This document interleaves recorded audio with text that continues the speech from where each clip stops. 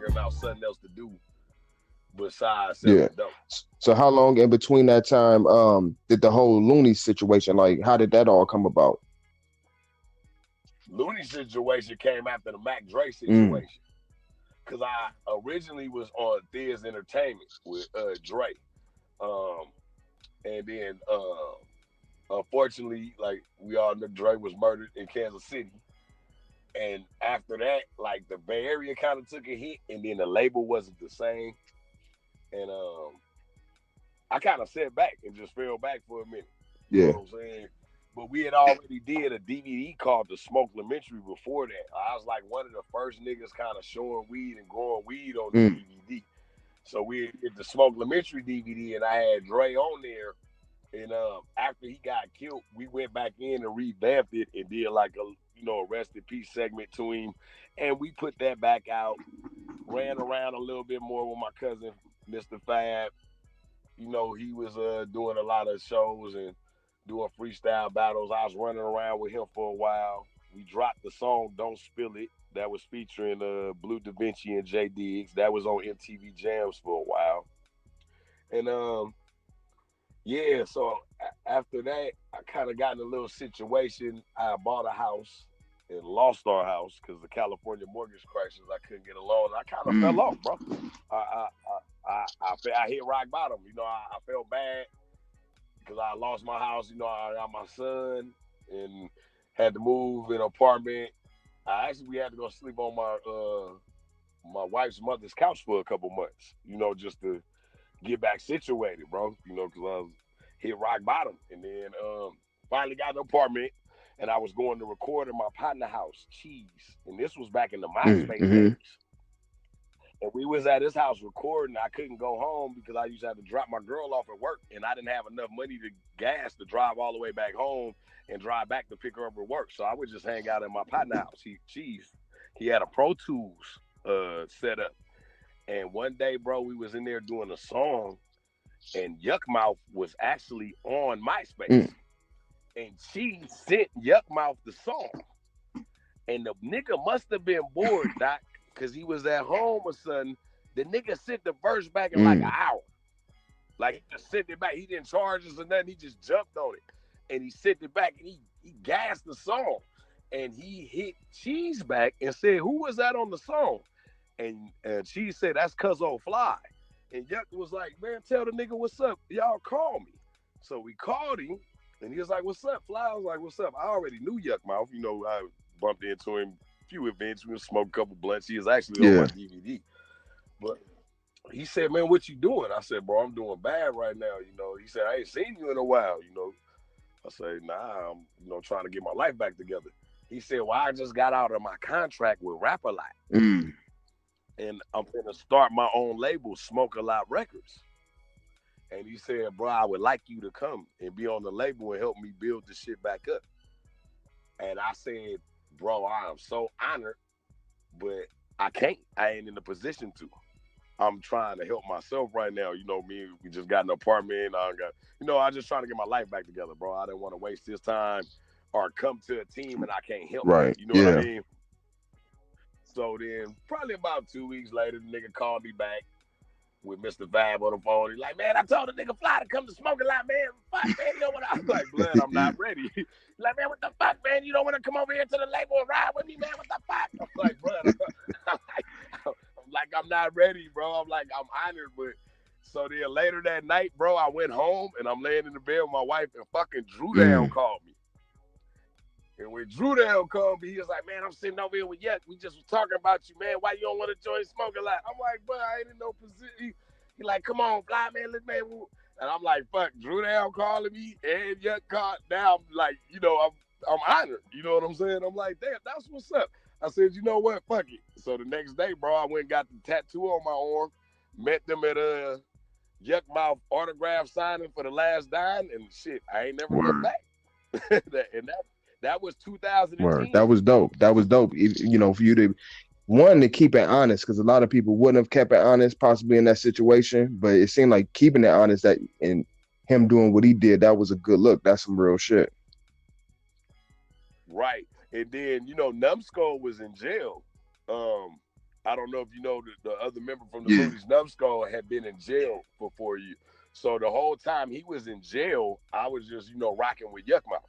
We was doing all the shows. I was basically, hyping him up, being a hype man, and then do a couple songs during the set. And then when Numbskull got out of jail, same thing. I go on the road with the Luniz, or I go on the road with Yuckmouth, hyping them up. Then I do my set in the middle of their set, no problem. And then last year, bro, at the Golden One Center, we had the show with Ice Cube and I think it's E40 and someone else. While we were live on the radio, they announced they made me a group member, man. So I was blessed. I'm official, like, in the group. I mean, I always basically, if you looked at it and anybody looked, you felt like I always been in the group, but it changed. Like, I'm official Looney, pay raise. Right. You know what I'm saying? Shit changed, So it's a blessing now to actually to have been growing up, not being a rap artist, listening to the Luniz and Yuckmouth, and actually to be a part of the group now, to be a part of that, it's a blessing for me, bro. And I'm honored. I love the shit. Like, we on the road. Like, this weekend, we got San Antonio, Texas, with Yo Gotti, Flip De Niro, and Yella Beezy. The weekend after, 2 weeks after that, we in Seattle on a tour with Tila. Tila coming back to Suave House. Then July 3rd, we in Atlanta with Fabo and Tila again, and we just got off the Snoop Dogg Puff Puff Pass tour. So we, it been a blessing, bro. It been a fucking blessing. I'm ecstatic. That's dope. Y'all planning on, or have y'all been working on any songs or a project gonna come out? Well, that's the thing. Right now, Yuck is actually recording an album with Pete Rock. Okay. So that's he putting a lot of energy and a lot of focus into that. As you should and as you would want to, because Pete Rock is most definitely part of hip hop history and a legend. And so he's doing that right now. Then we're gonna possibly get in there and start working on at least an EP, to get some new music out there. I consistently drop singles and new stuff, and we always drop stuff where, of course, it's a 3-man group, but everyone has a solo career also. So, but you know what's funny? When everybody say dropping new music, when we had interviews, they like, when y'all gonna drop new music? But we're touring off of 20-year-old music. Right. So, like, do you want to drop something new, or just keep banging them classics? Yeah. Yeah, we touring off of the classics right now. And actually, the fan base is actually gearing more towards that, because we're parents, and our generation now are looking for who we grew up on. Right. We're not actually checking too much. Like, I like some of the newer artists. I like NBA YoungBoy. I like what's the boy name? I want Roddy Ricch. Is a Roddy Ricch from LA. What's the other young boy name I was checking out the other day? I like Famous Dex. I don't know why. I just like that little nigga. I like his energy. I'm like an energy person and a person of originality. And that little nigga, to me, he remind me of OJ the Juice Man when he first came out. Because remember when OJ the Juice Man is like, okay, yay, good juice. And he always did it. Mother like, man, you can't do that. You every Sunday, man, Juice Man, like, fuck y'all. That's my shit. Right. You know what I'm saying? Like it or love it. And then Famous Dex always, whoa, man, goddamn. You know what I'm saying? Like, I like, you know what I'm saying? He always, I say, the nigga engineer must really got to be his sister, or is it his lesbian sister or something? Because if you notice, Famous Dex always say, turn me up, sis. Before he So I like some of the younger shit, some of it I can't deal with. But what I said is like me, like if I'm gonna go see a show, I'm gonna go see somebody like a Luniz or like a Tila or so the generation for the older rappers is more here now than ever before. You know what I'm saying? We growing up, we ain't go listen. I can't go to a goddamn Lil Pump concert. Right, yeah.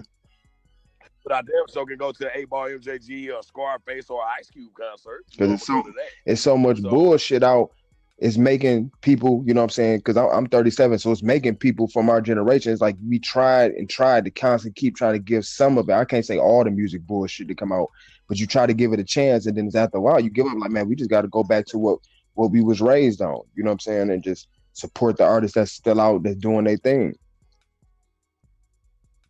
Right. You're absolutely right. I don't know why in America, you know, especially just like that. I ain't gonna say just hip hop, just America be fickle towards supporting people like over a long period of time. Everybody just want to be on to the new next thing, even if it just only lasts for 10 minutes.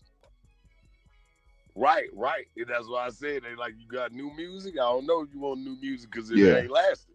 So it's like we just keep pumping and keep pushing, you know. But I mean, it is what it is. But at the end of the day, I believe this is what I'll be liking to tell every artist. Just do you, bro. Don't even compare yourself. Don't be mad why this person doing this person this. Whatever you feel good about your music, just do it and keep putting it out. But most definitely, before you leave that studio, I always try to preach this when I do interviews. Stop leaving the studio without ass capping, BMI, copywriting your fucking music. Like, just stop doing that. Like, y'all be so excited, and then in a year you pissed off and saying some such and such stole your song. That's because you was in the studio and you gave your ideas out before you even registered or copyrighted them. So, like, you know, so and don't get discouraged. Just keep making music and putting it out, and something to catch. And if it don't catch, if that might not be your cup of tea, you know, but still go try something else. Jay-Z is not a billionaire off of rap. Right. That was just a bridge, a doorway, an ends to a means to be able to do and accomplish more things. If you look at how he has hundreds and hundreds of $1 million, it's through multiple companies, it's through multiple avenues and things. So let rap be that bridge to get you into the entertainment world, to make relationships and build things and start looking at what else are you good at, you know, and continue to strive, but don't get discouraged. You know, that's what I like to try to say. Like, throughout this journey of your music career, like, you know how you just said you preach to the artists about the BMI, the ASCAP, and all that stuff. Throughout your journey in your career, have it ever been a chance, not a chance, but have it ever been a time where someone took advantage of you not knowing that information, or you knew it from the gate? Bro, when I put out Don't Spill It, and it was on MTV and the radio, I wasn't registered with nothing.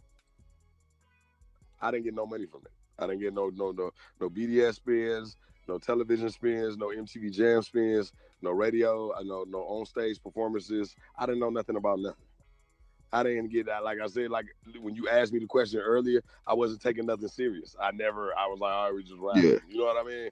And I probably, honestly, not to say I would be retired, but I probably could have made and have a lot more money if my business and I was taking advantage and paying attention to doing everything correctly than focusing on just rapping. You know, like, so I can say I took advantage of myself by not taking the time to understand the business before I tried to be a rapper. Yeah. No one personally never took advantage of me. I punked myself because I wasn't taking advantage of all the situations where, as being a rapper, you can make money from. I didn't know nothing about these things. I didn't know you get paid off radio space. I know you can get money off your video being on television. I know you get money off your shit playing the movies. I didn't know a lot of this stuff. I didn't know you can get paid for performing on stage. You know, that I didn't know. A lot of rappers don't know you get on stage performance rights. Well, like, no, the promoter paid me. No, the club's supposed to pay you too. What you mean the club's supposed to pay me? Because they pay to have hip-hop artists come perform in their venue so they can charge at the door and sell alcohol. They make money off of all. So you both get a cut off for all that. So you get a performance rights. It's performance rights. Once you step into that club and you grab that microphone, you are an employee of the venue.